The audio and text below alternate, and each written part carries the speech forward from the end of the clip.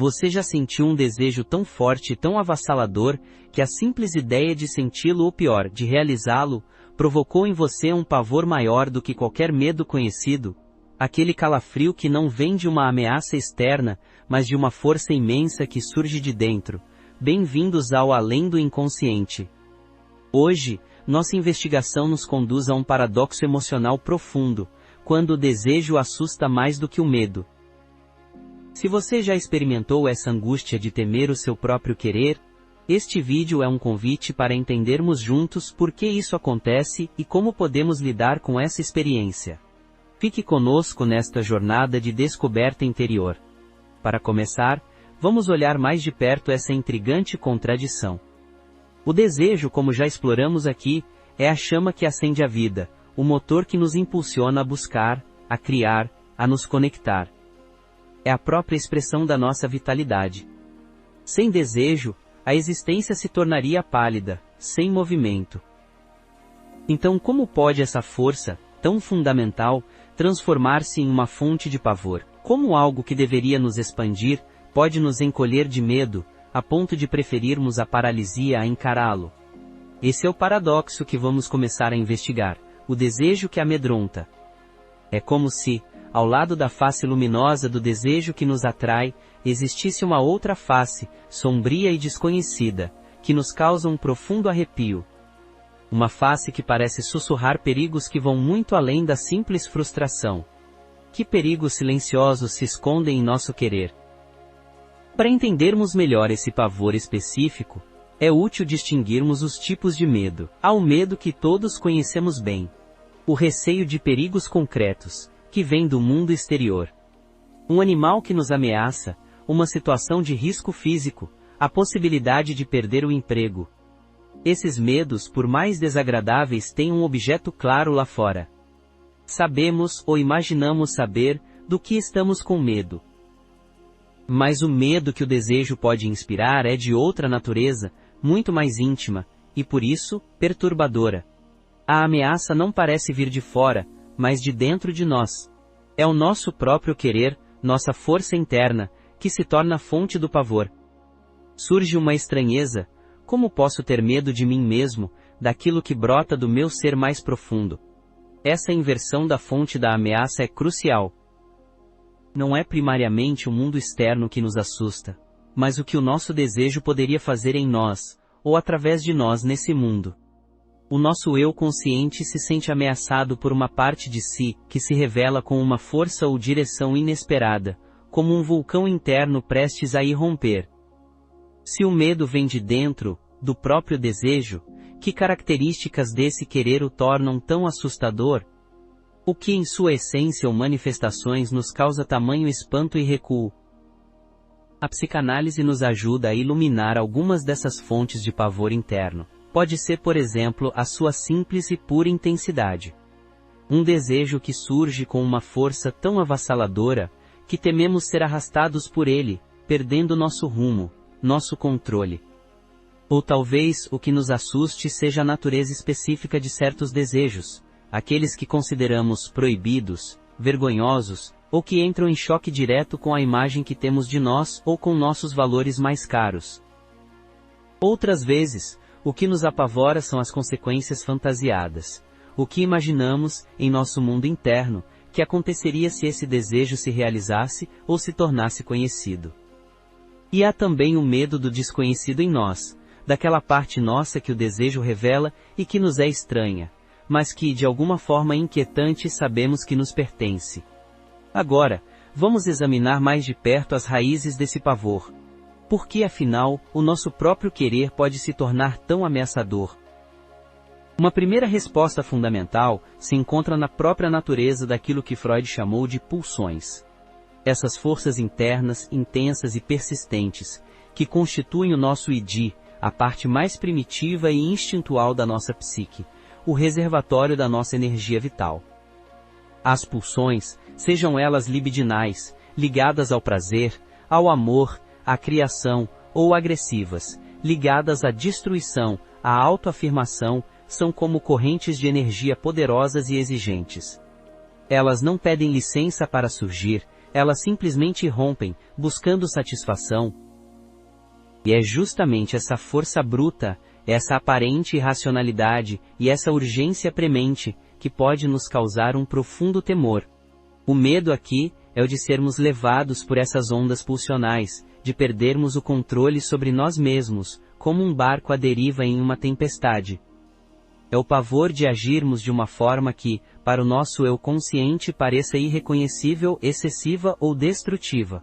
Pense em uma paixão avassaladora que ameaça desorganizar sua vida, ou um acesso de raiva tão intenso que você teme o que poderia fazer. São momentos em que a força do id parece transbordar.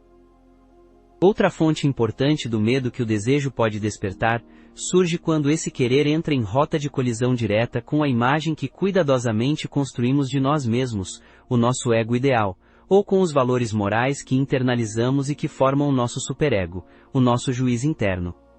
Aqui, o desejo não assusta apenas por sua força, mas pelo que ele parece revelar sobre nós. Imagine, por exemplo, que uma pessoa que se considera extremamente honesta se veja com um desejo intenso de trair a confiança de alguém. Ou que alguém que se orgulha de sua generosidade se perceba nutrindo desejos egoístas. Esse tipo de desejo, ao emergir, pode ser sentido como uma ameaça à própria identidade. O medo nesse caso, é o de uma desintegração moral, o pavor de não se reconhecer mais, de se perceber monstruoso, ou fundamentalmente mal. Essa dissonância aguda, entre o desejo que surge, e o ideal de si, pode gerar uma angústia terrível, acompanhada do temor de uma punição interna esmagadora por parte do superego. Aquela culpa que, de tão intensa, se transforma em pavor. Ou, ainda, o desejo pode ser percebido como algo que ameaça laços afetivos importantes, a estabilidade familiar ou profissional. E o medo das perdas concretas que esse desejo poderia acarretar se fosse realizado também se torna um componente poderoso do nosso recuo. Há ainda uma outra camada nesse medo do desejo, talvez uma das mais sutis e perturbadoras. É quando o desejo que emerge do nosso inconsciente nos causa uma sensação de estranheza radical, como se não nos pertencesse, mas, ao mesmo tempo, de forma inquietante, reconhecemos nele algo de muito antigo e familiar. Freud explorou essa experiência sob o conceito de Unheimlich, que podemos traduzir como o estranho familiar ou o inquietante. Quando desejos profundamente inconscientes, que foram talvez reprimidos há muito tempo, começam a dar sinais de sua existência, eles podem nos assustar justamente por essa qualidade de serem, ao mesmo tempo, outros e nossos. É o pavor de descobrir em si mesmo uma parte que a consciência desconhecia ou preferia ignorar. Pode ser um desejo que consideramos primitivo, infantil, ou que simplesmente não se encaixa na narrativa que construímos sobre quem somos. Esse estranho que habita em mim pode ser sentido como profundamente ameaçador. O medo, aqui, é o medo do desconhecido que existe dentro do próprio eu, daquela alteridade interna que o desejo, ao se manifestar, insiste em revelar. É o receio de que, ao dar voz a esse desejo estrangeiro, possamos nos perder naquilo que não controlamos e não compreendemos em nós, confrontando-nos com a verdade de que somos seres muito mais complexos e, por vezes, mais estranhos para nós mesmos do que gostaríamos de admitir. Exploramos as razões internas que tornam o desejo assustador. Mas, para além do pavor que a própria natureza ou a intensidade do desejo podem nos causar, muitas vezes, o que realmente nos amedronta e nos faz recuar, são as consequências que antecipamos para a nossa vida prática. O que então tememos que aconteça se esse desejo vier à tona ou for realizado? Uma camada importante desse medo está diretamente ligada às possíveis e, por vezes, bastante prováveis repercussões sociais e relacionais. Tememos o julgamento implacável dos outros, a crítica ferina, o escárnio público ou a dolorosa rejeição por parte da nossa comunidade, do nosso grupo de amigos, ou da sociedade em geral, caso nosso desejo seja percebido como estranho, inadequado ou transgressor segundo os códigos vigentes. A força do olhar do outro pode ser paralisante. Há também o medo, muito concreto, de perdermos laços afetivos fundamentais. O amor de um parceiro, a amizade de alguém querido, o respeito dos filhos, o pertencimento familiar. Caso nosso desejo entre em conflito com as expectativas dessas pessoas. A perspectiva da solidão, do isolamento afetivo, ou de enfrentar sanções sociais severas pode ser tão assustadora que, não raro, preferimos sufocar o desejo a arriscar essas perdas. No entanto, é crucial entendermos que nem todos os medos que acompanham nossos desejos mais temidos se referem apenas a consequências realistas. Com muita frequência, o que nos apavora de verdade é uma catástrofe que existe principalmente em nossa fantasia inconsciente. Um cenário interno de proporções dramáticas, alimentado por nossas angústias mais primitivas. Nesse complexo teatro interno, o desejo, especialmente aquele com marca de proibido ou grande intensidade, pode estar inconscientemente conectado a ideias de punição extrema, de aniquilação do eu, de uma perda total e irreparável do amor, ou mesmo a reedição de vivências traumáticas. O desejo, aqui, não é apenas um querer, ele se torna um gatilho para um terror arcaico. Freud nos falou da angústia de castração, não apenas como um medo literal, mas como um protótipo de todos esses medos de uma perda radical, de uma mutilação simbólica, de uma impotência esmagadora, que poderia advir da transgressão de uma lei interna. E por mais paradoxal que possa parecer, às vezes o que nos assusta em um desejo não é a dor que ele poderia causar, mas o próprio prazer que ele promete. Sim, o ser humano pode ter medo do prazer, especialmente de um prazer que se anuncia como muito intenso, avassalador, ou que transgride certos limites internos.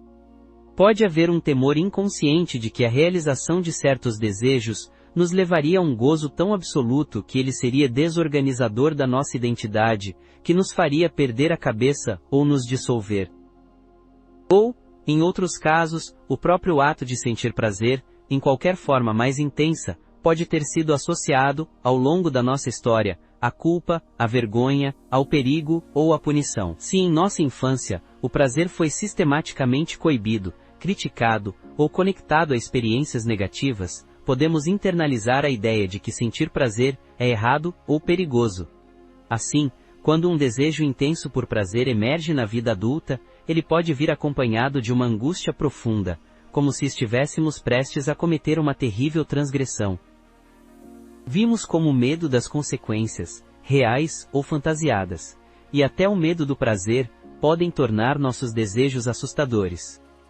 Diante desse cenário interno tão complexo, o que podemos fazer? Existe um caminho para transformar essa relação com nossos desejos mais temidos?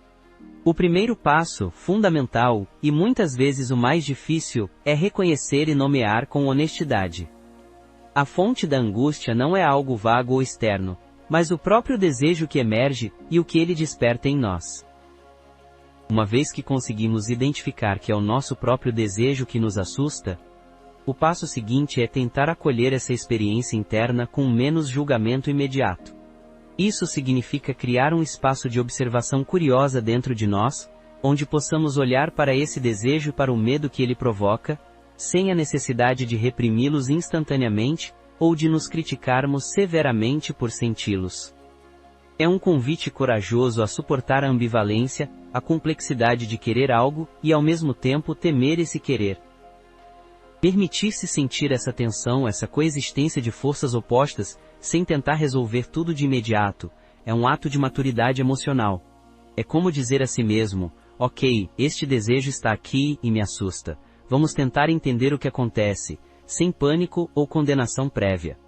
Essa abertura inicial pode ser o começo de uma nova relação com essas partes temidas de nós. Essa autoobservação e acolhimento são passos valiosos, mas, muitas vezes, a complexidade dos medos que envolvem nossos desejos mais profundos requer um auxílio especializado. A psicanálise oferece um espaço terapêutico singular e seguro precisamente para essa exploração, para que possamos não apenas nomear o medo, mas também compreender suas origens mais remotas e as fantasias inconscientes que o alimentam. No processo analítico, através da fala livre e da escuta atenta do analista, é possível esclarecer o que está por trás do pavor do desejo.